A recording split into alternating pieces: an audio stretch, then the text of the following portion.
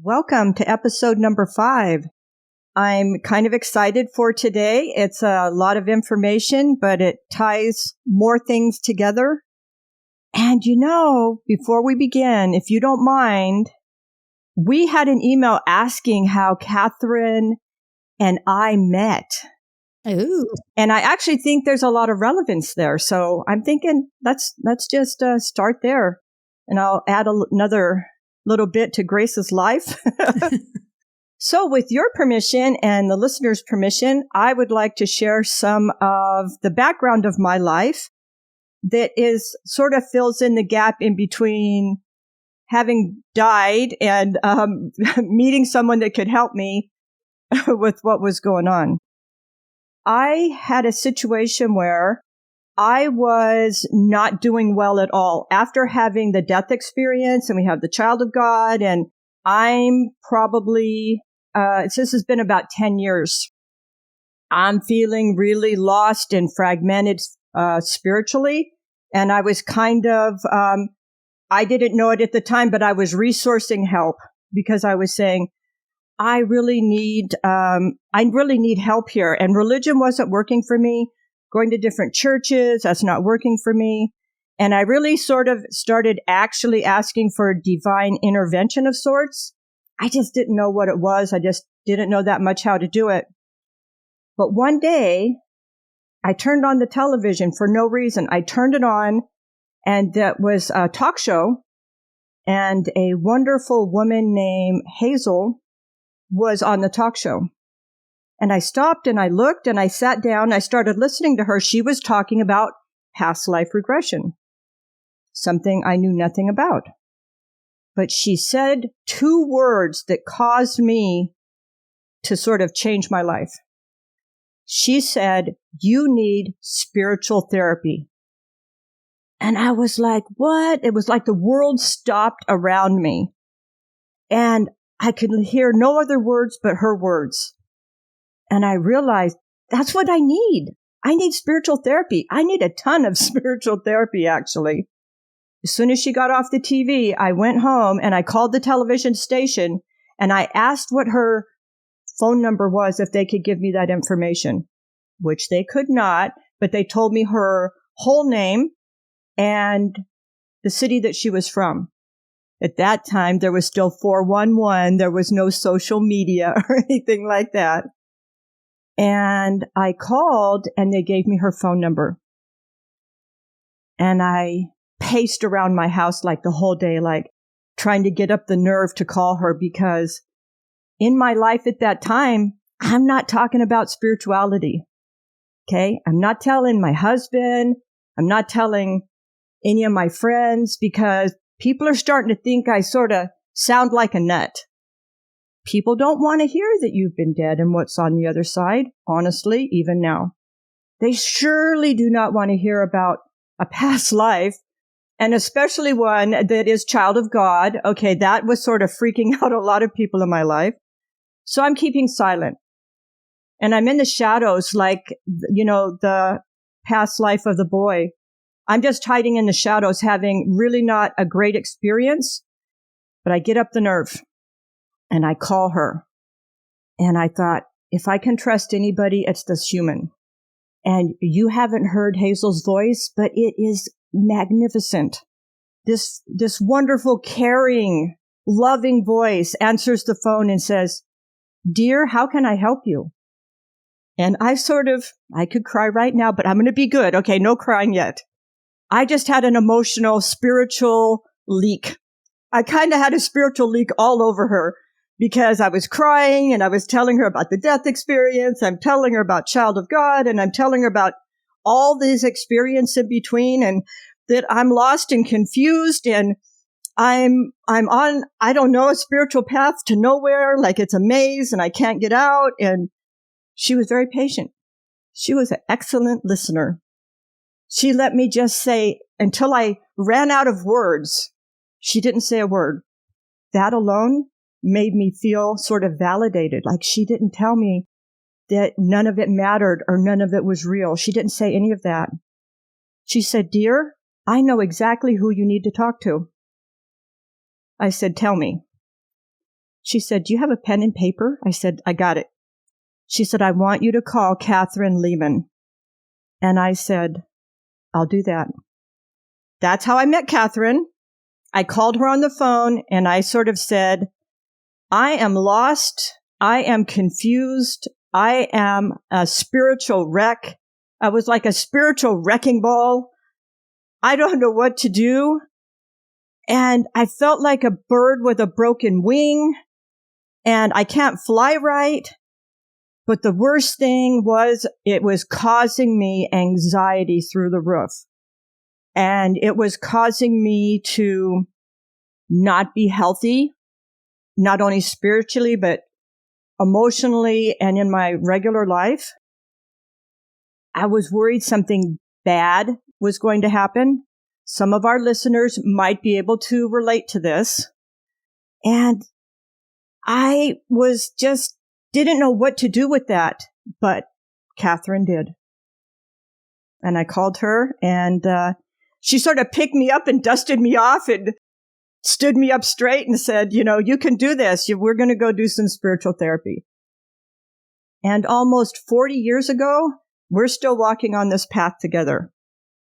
And now she's going to help me walk on this podcast path that we're on. And that's it. That's my story. That's how I met Kathryn. I bet you didn't know that, Kathryn. I bet you didn't know that backstory about Hazel. I did not. And so this is news to me. Hazel, I did the same thing, Grace. I showed up lost and confused at a talk she was giving. And I didn't believe in past lives. And so I mumbled to myself and was leaving the talk. And at the time, she was 70 and I was 30, 31. She beat me to the door and wanted to know who I was, where I was from. And, okay, dear, if you just would come into my office tomorrow, I will give you a free session and prove to you about past life therapy. And she did. And before I knew it, I was enrolled in transpersonal psychology, which I got my PhD in. But I became Hazel's little protege. And this spiritual therapy, it worked for me tremendously.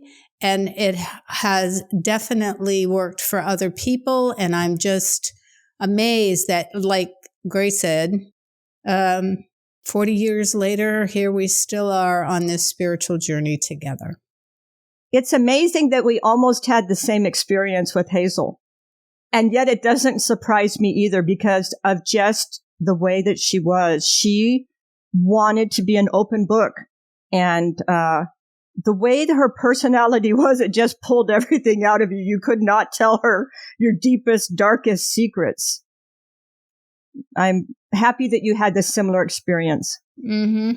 Yeah, and it caused me to end up working with her for the next 30 years. You just never know what doors are going to be opened, really. Really. And, you know, when I came to your office the first time, I didn't know what doors were going to open either. I had a couple of things that were going on that I didn't understand, and I had anxiety. I had terrible, tragic anxiety, life-stopping anxiety. So let me give you an example of that anxiety. How bad was my anxiety? Okay, so this is not a competition, listeners. But my anxiety was bad enough that I was so fearful and afraid for my children that I would get up in the morning and send them to the bus. And then I would pack myself some food and I'd go get in my car and I would drive to the school. I would see the bus arrive. They would go into their classes. I would sit in the parking lot the entire day, shaking, crying, because I was afraid something was going to happen to my children while they were in the school. Then at the end of school, they'd come out, they'd get in the bus. I'd quickly race home, park my car, run inside, put on my apron, and be a mom and be fixing them some after-school snacks. My kids never knew that my anxiety was so bad. I had to be near them or I couldn't even breathe. My solution for that some of our listeners may relate, was to go and get medication. Certainly, if I had medication, I would behave more like a regular person. And I started on anxiety medication that I ultimately was on for 20 years. And it caused me to be dull. Now, I'm not like dull. I'm a dull person, okay? But I meant like desensitized from all the things that were happening around me. So when I came into your office, I really was a bird with a broken wing, literally. Like I needed to be fixed. And you were my hope to fix it. One of the first things that we worked on, fairly early at least, was Alexander. Yes, I remember. Actually, because you don't know this, but I will share this with you now. My first impression of you was exactly that. It's like you were broken. You were the bird with the broken wing. And of course, I always believe everything's fixable. But I remember how much I really felt your pain. And I said, if there's one thing I'm going to do is help her to feel normal and get off these meds. That was my goal, is to get you to a place where you would be okay and not have that anxiety, that you could see you're perfectly normal and you just happen to have this ability to remember. I was afraid to share with you at first because I thought I didn't believe in past lives necessarily, even though I had a very vivid memory of one. But I didn't ever see that as a past life. I just thought it was a memory. Actually, having a past life regression was a new concept for me, the same as spiritual therapy. But I came and I shared with you that what I'm seeing inside my head that I can't get away from is the fact that I'm holding a large handle of a very sharp sword. And on the handle is a little round mirror. And when I look inside that mirror, I see the image of a man looking back at me. And when I'm going to say step towards that man, like I give it a little bit of reality and I kind of step towards it, my blood begins to run cold. My anxiety goes through the roof. And I have to try to erase that memory out of my mind so that I just don't have it, any longer in front of me. Yeah, I remember you even had a panic attack right there in the chair. Yeah, not good. I remember that. Yeah. Definitely not good. And I didn't know anything about the spiritual health concept. I was having failed relationships around me. I didn't want my marriage to fail. I didn't want to fail with my children's relationships. I was just needed some guidance. Thank goodness one of the first things that you taught me was that I had a spiritual group. So that was what was in my head. Those voices in my head was not me crazy. I thought that was me being crazy. They talk about, oh no, woo-woo, voices in your head. Well, in my case, the voices in my head were real and they were not crazy. And so that was huge for me when you introduced me to my spiritual group, my spiritual home team, which is kind of what I call them. It was huge, Kathryn. I remember how big that really was. Then the second thing that you taught me was how to plug into them to kind of get some guidance and support. So you know what she taught me, and this is how I do it. Other people do it different ways. You folks might do it a different way. Mm-hmm. She had me to imagine a large wall socket on the wall. In this case, it's white. And then she would have me take the question in my hand and plug it in. And these are yes and no questions. So easy questions. Are you feeling well? I plug it in. Yes or no. And I noticed over a period of time, hey, this is kind of working. And I gradually, with your help, I got better and better at talking to my spiritual group and using this plug-in method, which, by the way, I use every day, and I used it earlier today before we started the podcast, asking, is today a good day to do a podcast? Plug it in. Answer is yes. Today's a good day. Mm-hmm. You know, on the morning that you suggested that we needed to do some past life therapy, it was all related to that sword that I kept seeing and that anxiety level. And I didn't know at the time that memory would intertwine through my entire life, and it would lead to a spiritual evolution that I'm still working on today. I have been so many religions, all my different lives. So I have been a Catholic, and I've been Muslim a couple of times. And Alexander here, he followed Artemis passionately. He loved Artemis. Buddhist, I've been Buddhist a couple of times. I've been Hindu, Namaste. And I said Muslim, right? So Assalamu alaikum. So all of these different ways, because I've discovered that when I had my death experience and when they were showing me my path in lives and stuff like that, God is so generous and God is so great in his generosity. He shows you so many different ways to get to him. There's just not one path that's going to lead to the divine source. He is so loving and he is so generous and he wants everybody to succeed. He puts a lot of different paths out there. And some of you are finding your path on your religious path. And some of you are going to find a spiritual path. And it's equally as important. It has as much value. That was really important for me to learn, that all divine paths lead to one divine source. And you're probably going to hear me say this over the course of time. All divine paths lead to one divine source. Think about that just for a second. All religions lead to one divine source. One religion is not better over the other. It's a path for you to get to where you need to go. In Alexander's life, that was Artemis. He loved her so passionately. He was so faithful to her. He followed that religion to the letter. It meant so much to him. It was a powerful point in his life. But I think now it's time to share Alexander. I'm going to share how his life unfolded. And Kathryn, I'm going to ask you to join me and kind of fill in the gaps. So this is sort of somewhat like a reenactment, but not exactly. But I want to share it with you the way that I remembered it. And Kathryn is, I think, going to, with your permission, folks, help me with this. Let's see where this leads us. What our listeners need to understand is that past life therapy is different than past life regression. Not to Grace and I, we understand it's one and the same. But when you're looking for someone, regression is just going back and remembering past lives. That's not healthy.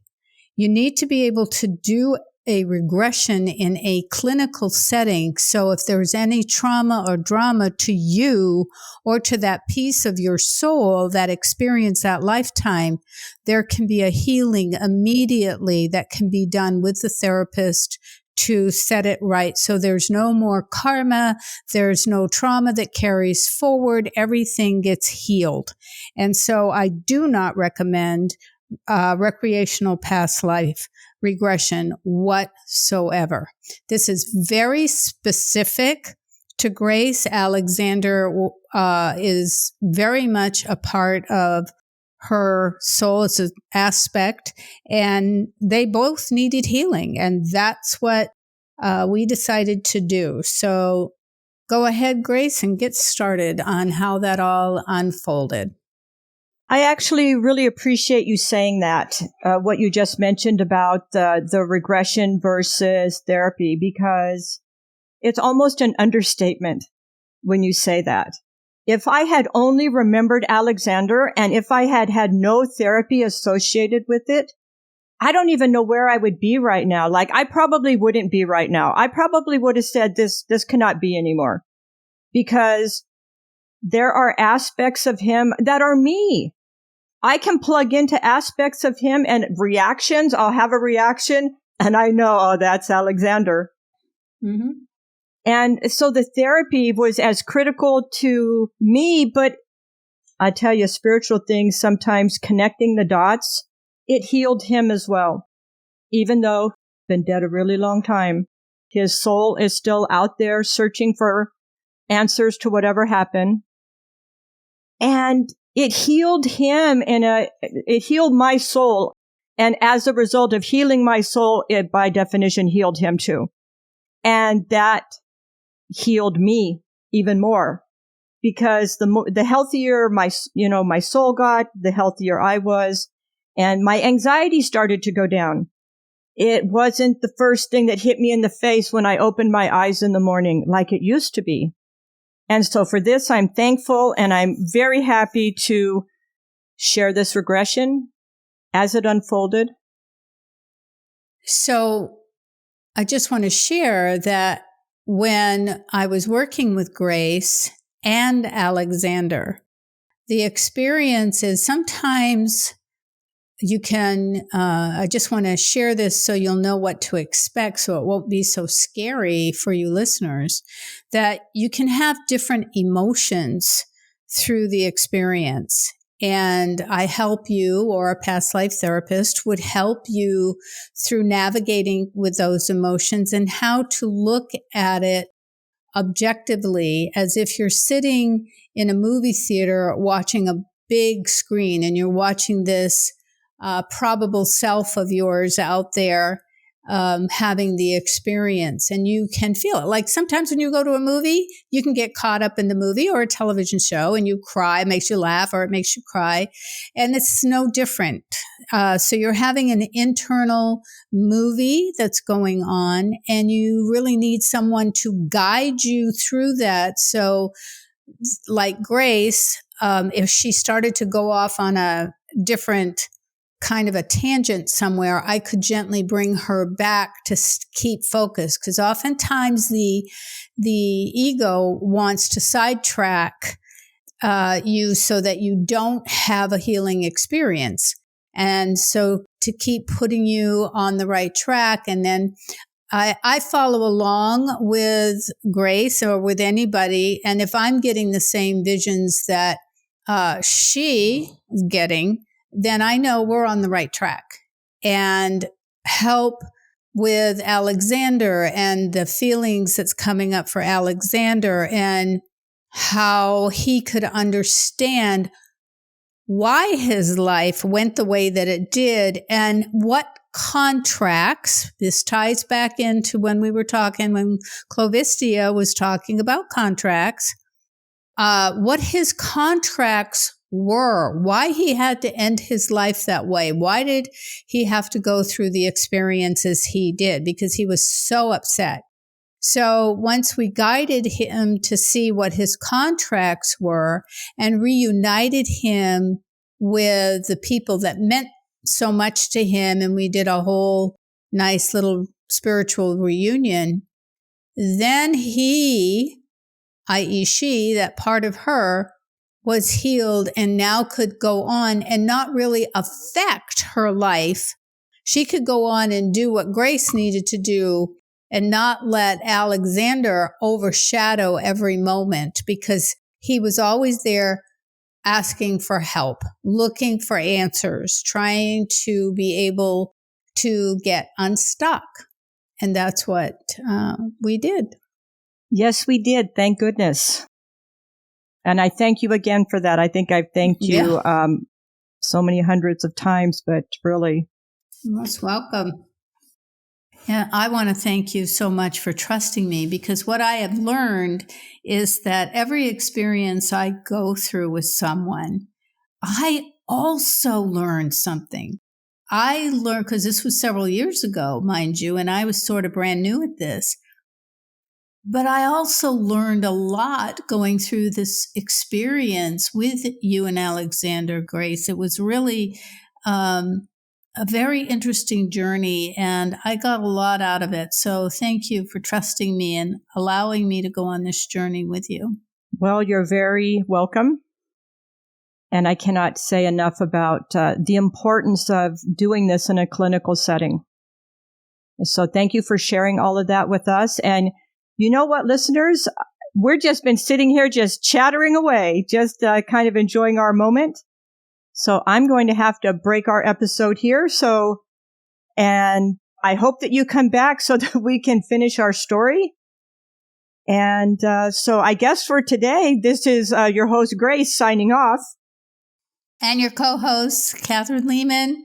And I look forward to talking with you all on the next podcast. Thank you to all of our listeners. If you have enjoyed our frequency journey today, please share it with your family and friends. Make sure to visit us at clovistia.com, or you can follow us on Instagram and Facebook, where we have about 1 million followers over there. Until next time, please share your frequency.